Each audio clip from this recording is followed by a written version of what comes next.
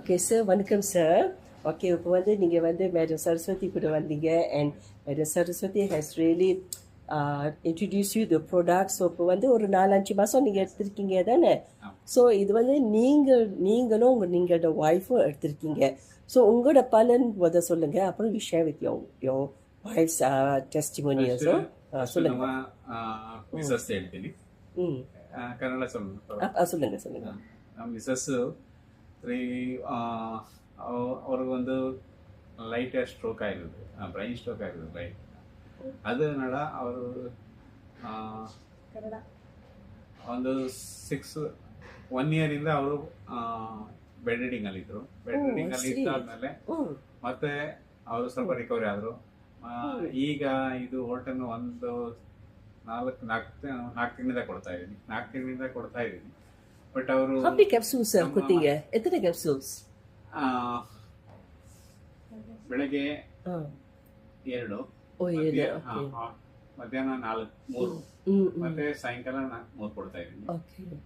ಅದು ತಗೊಂಡಾದ್ಮೇಲೆ ಸುಮಾರು 1 ತಿಂಗಳು ಏನೋ ಹೇಳಿಲ್ಲ. ಮತ್ತೆ 1 ತಿಂಗಳಾದ್ಮೇಲೆ 2 ತಿಂಗಳಾದ್ಮೇಲೆ ಸ್ವಲ್ಪ ರಿಕವರಿ ಆದ ತಕ್ಷಣನೇ ಬೆಳಗ್ಗೆ ಅವರು ಹೇಳ್ತಾ ಇದ್ರು 7 ಗಂಟೆಗೆ ಎದ್ದೇಳ್ತಾ ಇದ್ರು. ಈಗ 4:15 5 ಗಂಟೆಗೆ ಎದ್ದೇಳ್ಬಿಡ್ತಾರೆ. ಒಂದೊಂದ್ ದಿವಸ 6 ಗಂಟೆಗೆ ಎದ್ಬಿಟ್ಟು ಕಿಚನ್ ಅಲ್ಲಿ ಇರ್ತಾರೆ. ಕಿಚನ್ ಅಲ್ಲಿ ಇದ್ದು ಏನೋ ಒಂದು ಮಾಡ್ತಾ ಇರ್ತಾರೆ. ಅದನ್ನ ಪಾತ್ರೆ ಎತ್ತಿಡೋದು, ನೀರ್ ಕಾಯಿಸೋದು ಎಲ್ಲ ಮಾಡ್ತಾ ಇರ್ತಾರೆ.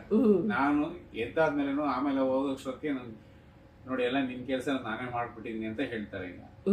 ಆಮೇಲೆ ಈಗ ಮತ್ತೆ ಅಡಿಗೆ ಮಾಡೋದಕ್ಕೆ ಒಬ್ಬರು ಇರ್ತಾರೆ. ಅವರು ಈಗ 3 ತಿಂಗಳಿಂದ ಅವರು ಬರ್ತಾ ಇಲ್ಲ. ಅವರು ಬೇಡ ಅಂತ ಹೇಳಿದ್ರು. ಹೀಗಾಗಿ ಅವರೇ ಈಗ ಅಡಿಗೆ ಎಲ್ಲ ಅವರೇ ಮಾಡ್ತಾ ಇದ್ದಾರೆ.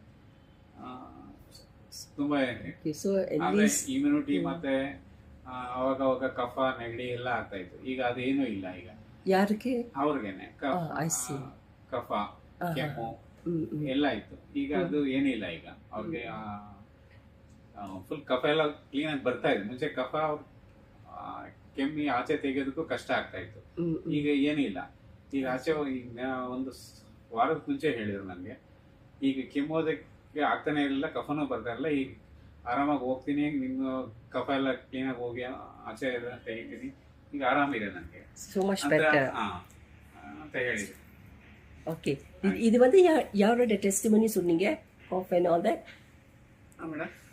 ஓகே.